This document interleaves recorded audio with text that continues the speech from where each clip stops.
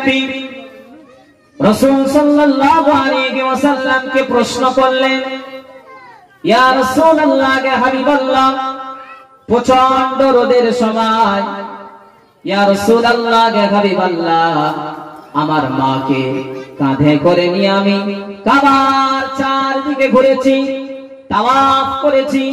ইয়া রাসূলুল্লাহ, হে হাবিবাল্লাহ, আপনি বলে দেন ছোটবেলা আমি যে আমার মায়ের দুধ পান করেছি, ইয়া রাসূলুল্লাহ, আপনি বলে দেন ওই দুধের ঋণ কি আমি শোধ করতে পেরেছি?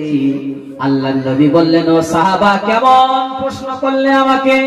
লাউ কাতাতা জিলদান, ও সাহাবা, তোমার গায়ের চামড়া কেটে যদি তোমার মায়ের পায়ের নিচের জুতা যদি তুমি বানিয়ে দাও, ছোটবেলা তুমি যে তোমার মায়ের দুধ পান করেছো, ওই মায়ের দুধের এক ঢোক দুধের ঋণ কখনো শোধ হবে না।